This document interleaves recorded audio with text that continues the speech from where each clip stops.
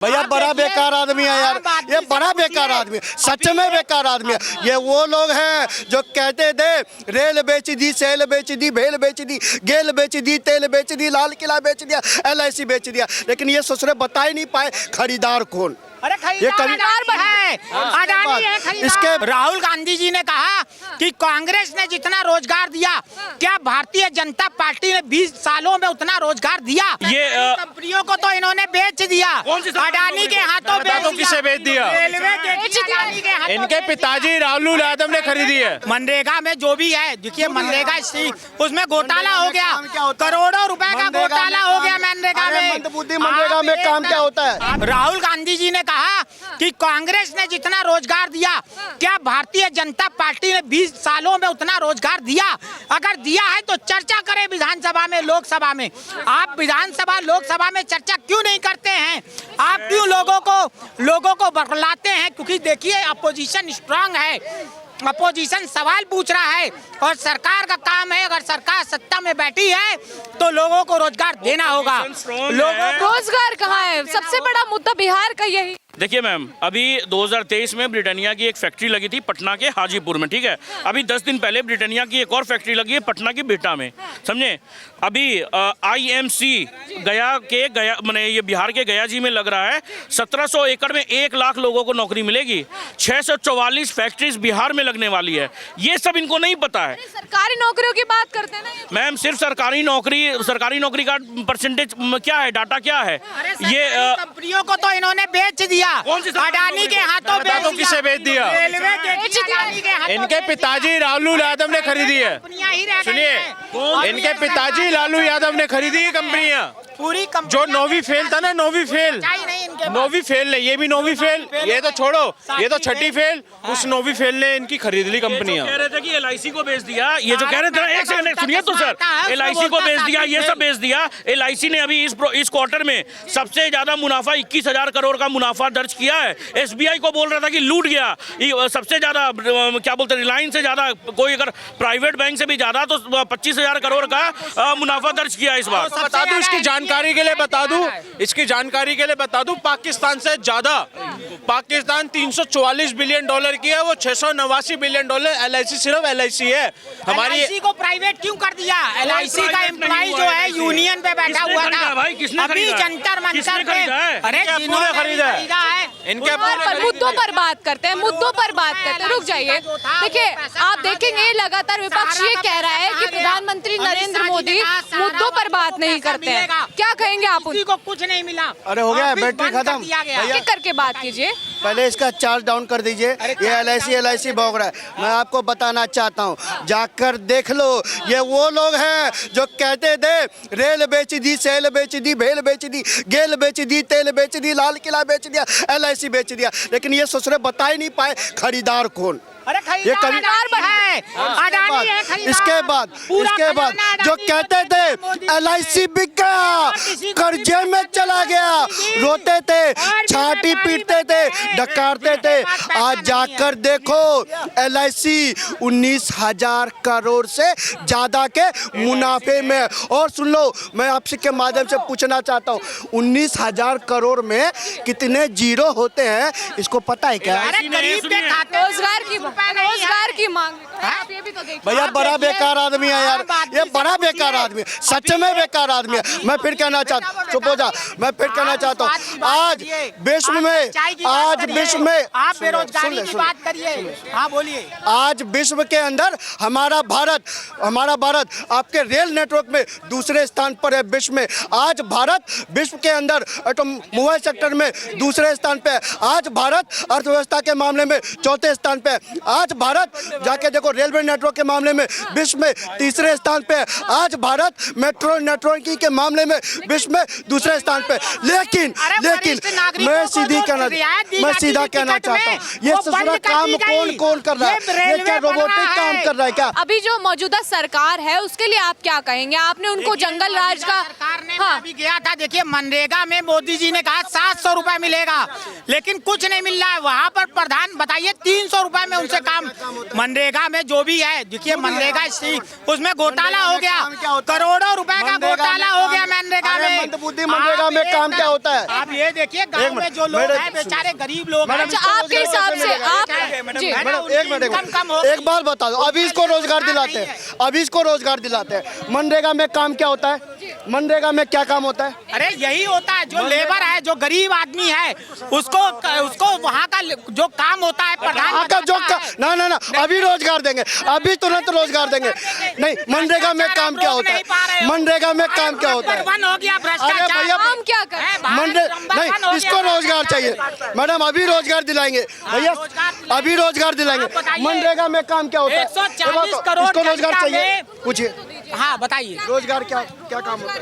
रोजगार यही है। आप सर्वे उठा के देख लीजिए, पेपर छाप रहा है कि मनरेगा में घोटाला हो गया। मनरेगा में भैया घोटाला मेरी बात सुनो, मैं सीधी बात कह रहा हूँ, मैं हिंदी में बोल रहा हूँ, हिंदी में बोल रहा हूँ। मनरेगा में क्या काम होता है?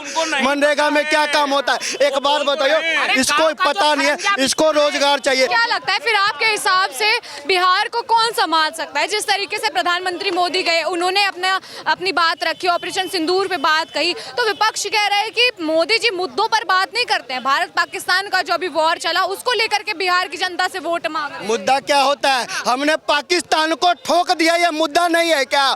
पाकिस्तान को घुटनों पे ला दिया, ये मुद्दा नहीं है क्या? जो असद मजूर भारत के लोगों के आंखों में आंसू का कारण बनता था, आज उसके परिवार को 72 हुरों के पास पहुंचाने का काम क्या, ये मुद्दा नहीं है क्या? आज पाकिस्तान पोपा करते करते अमेरिका पहुंच गया, ये मुद्दा नहीं है क्या? अरे भैया, आज का भारत घर में घुसकर मारता है, तो ये मुद्दा नहीं है क्या? आज का भारत S-400 चलाता है और अपने ब्रह्मोस्त्र चलाता है, ये मुद्दा नहीं है क्या? मैडम, ये आज का भारत है, घर में घुसकर मारता है, तो बताइए कैसा मुद्दा चाहिए? एक बात बताइए, वो लोग हैं जो आज बात कर रहे हैं, ये कांग्रेस वाले चुनावी यात्रा निकालते हैं और मोदी जी तिरंगा यात्रा निकालते हैं, तो कहते हैं कि मुद्दा नहीं है। अरे भैया, मोदी जी के लिए पहले देश है। देखेंगे बिहार में अभी जिस तरीके से चुनाव चल रहा है, मुद्दे भी लगातार आ रहे हैं, तो वहीं विपक्ष ये कह रहा है कि जो मौजूदा सरकार है वो लॉ एंड ऑर्डर पे विफल है। माँ बहन बेटियां कोई भी इस बिहार में सुरक्षित नहीं है। आप देखेंगे रोजगार की कमी है, आप देखेंगे वहां पर पुलिस प्रशासन भी जो है, अस्पताल भी जो है बेहाल हो चुके हैं, लेकिन नीतीश सरकार पर लगातार सवाल भी उठ रहे हैं। देखिए, ऐसा है कि बिहार जो 90 के दशक में था, ठीक है, वहां से इतना ब्रेन ड्रेन हो चुका है कि उस ब्रेन ड्रेन को सही करने के लिए एटलीस्ट 40 साल का टाइम चाहिए। देखिए, बुरी आदत का कोई स्कूल नहीं होता, ठीक है, माँ बाप रोज मार के समझाते हैं, अगली सुबह हम भूल जाते हैं, बट अच्छे कामों के लिए आपको कंटिन्यूअस डिसिप्लिन मेंटेन करना होता है।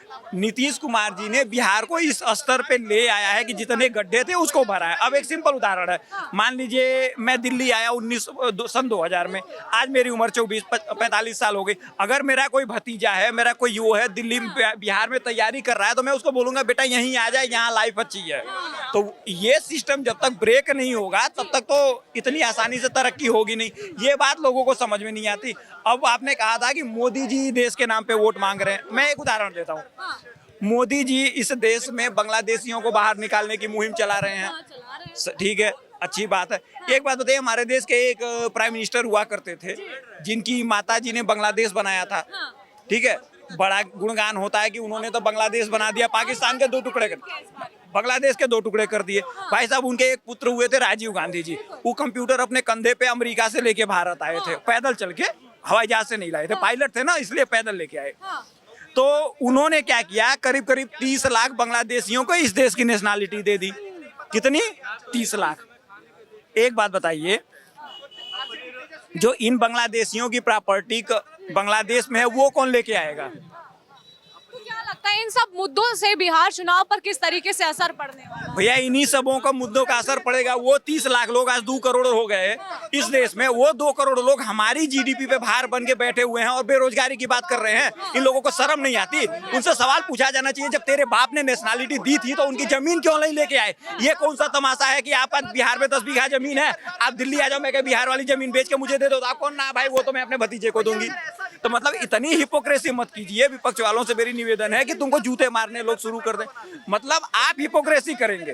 आपके जमाने में 1990 से लेके 40% जमीन पे कश्मीरी आप मुसलमान। देखेंगे कि अभी जो राहुल गांधी ने दौरा किया था, दलितों से मिल रहे हैं, अगला पिछड़ा जो वर्ग है उनसे मिल रहे हैं, उनके लिए सबसे ज्यादा रोजगार की बात कर रहे हैं, उनको कह रहे हैं कि जातिगत जो जनगणना है उस पर बातचीत होगी। तो क्या लगता है जिस तरीके से राहुल गांधी भी अपनी चुनावी तैयारियां कर रहे हैं, किस तरीके से नतीजा मिलेगा उनको? क्यों इस देश में 1951 में जब पहला ब्रिटिश संसद 1861 में शायद हुआ था, उस समय भारत में 2000 कुछ जातियां थी। लास्ट 1931 हुआ तो 4000 हो गई। 1941 या 1946 वाले में 5000 जातियां हुई। भाई साहब आज इस देश में 6 लाख से ज्यादा जातियां हैं, तो भैया जाति की गणना तो करनी पड़ेगी ना कि भाई इतनी जातियां कहाँ से आ गई। जो 5000 थी 70 साल में 6 लाख पहुंच गई, कहाँ से पहुंच गई भाई।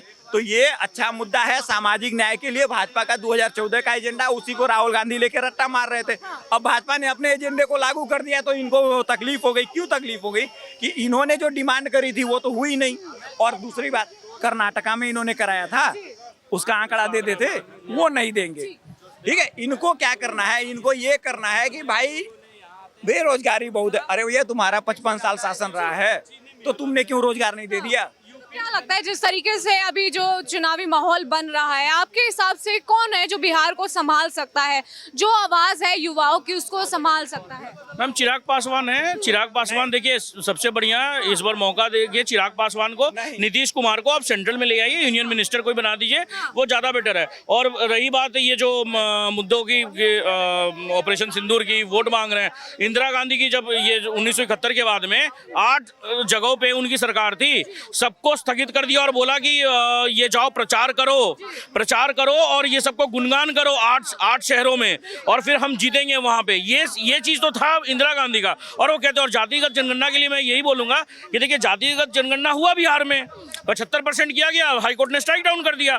मगर अब जो बिहार में जो जातिगत जनगणना हो रही है, जो बीजेपी करवा रही है, इसका नैरेटिव हमें समझना पड़ेगा। जब सुप्रीम कोर्ट कहती है कि भाई आप किसको इस देश में रखेंगे और किसको निकालेंगे, तो एनआरसी में ये क्वेश्चन पूछा गया था, सुप्रीम कोर्ट ने पूछा था। तो भाई क्या बोलते हैं, और एक क्वेश्चन था, और एक चीज था कि आधार से क्या बोलते हैं वोटर आईडी कार्ड को लिंक करेंगे। तो जिसका भी फेक आधार कार्ड बना है वो बायोमेट्रिक से चेक होगा। और जो लोग आए हुए हैं इलीगली वोटर आईडी कार्ड बनाए, सब कुछ बनाए, जनता ये सरकार के पास में जवाब रहेगा कि हम इनको रखेंगे देश में और इनको निकालेंगे। सर क्या लगता है आपके हिसाब से तेजस्वी यादव अगर चिराग पासवान वर्सेस किया जाए तो कौन सा ऐसा चेहरा है जो सबसे ज्यादा टक्कर दे सकता है? राम जी के भक्त थे हनुमान जी, राम जी के भक्त थे हनुमान जी, और राम जी के आशीर्वाद से हनुमान जी ने राम जी के काम को पूरा करने के लिए लंका को जलाने का काम किया था। और मैं आपको बता दूं, हमारे चिराग भैया जो है ना, वो मोदी जी का हनुमान है। ये मैं नहीं कहता, ये वही कहते हैं। और ये मोदी का हनुमान, ये मोदी का हनुमान चला गया है बिहार राजद की लंका को डहाने, राजद की लंका में आग लगाने गया है तो कोई चिराग पासवान गया है। हालांकि उन्होंने साफ नहीं किया था कि वो विधानसभा का चुनाव लड़ेंगे या नहीं लड़ेंगे। तो क्या लगता है अगर वो लड़ते हैं इससे ज्यादा फायदा लगता है कि एनडीए को हो सकता है? मैडम सीधा और स्पष्ट रूप से मैं आपको बता देना चाहता हूं, एनडीए की चिंता मत कीजिए, मोदी जी ने तय कर दिया है। एनडीए हमारा, अगर एनडीए का बिहार में कोई नेता है तो नीतीश चच्चा है। नीतीश चच्चा हमारे नेता है। ये जीतन राम मांझी साहब को भी कबूल है, चिराग भैया भी बिल्कुल तैयार है, और नीतीश चच्चा तो है ही है, और हमारी पूरी भारतीय जनता पार्टी तैयार है, और हमने नीतीश जी को नेता मान लिया। लेकिन मैं आपके माध्यम से कहना चाहता हूँ इंडी वालों से, आपके माध्यम से कहना चाहता हूँ इंडी वालों से, और खास करके लालू जी से कहना चाहता हूँ, लालू जी एनडीए की चिंता ना करो। अगर चिंता करनी है तेज प्रताप और तेजस्वी यादव की चिंता करो, जो कुर्सी के लिए आपस में एक दूसरे के ऊपर ब्लेम गेम लगाने का काम कर रहे हैं। लालू यादव जी चिंता करनी है तो पप्पू यादव की करो, भाजपा की चिंता ना करो। बिल्कुल कह दिया कि नाक की तरह हो गए आजकल के जो नेता हैं। हाँ, वही मैं कहना चाहता हूँ। और मैं कहना चाहता हूँ लालू यादव जी, अगर चिंता करनी है तो AIMIM की करो, भाजपा NDA की मत करो। और NDA मजबूत है, नीतीश कुमार जी मजबूत है, और मोदी जी का आशीर्वाद बिहार की धरती पर है, मोदी जी का साथ बिहार पर है, क्योंकि ये वही बिहार है मैडम। जब पहलगाम हुआ था हमारे मोदी जी गए थे, उन्होंने विकास की यात्रा नहीं रोकी और आतंकवादियों को बता दिया भारत में विकास की गति को कोई माई का लाल रोक नहीं पाएगा। और बिहार जाते हैं, विकास की गति को हरी झंडी दिखाते हैं, और उसी बिहार की धरती से मोदी जी आतंकवादियों को लाल आंख दिखाते हैं और वैश्विक नेताओं को खुला चैलेंज देने का काम करते हैं और संदेश देने का काम करते हैं। और मेरे वही मोदी जी ऑपरेशन सिंदूर के बाद जाते हैं और बिहार की धरती पर पूरा बिहार तिरंगामय हो जाता है। और कहा मोदी जी ने कहा था मिट्टी में मिला दूंगा, और वापस जाकर कह दिया बिहार वासियों से मिट्टी में मिलाकर आया हूं।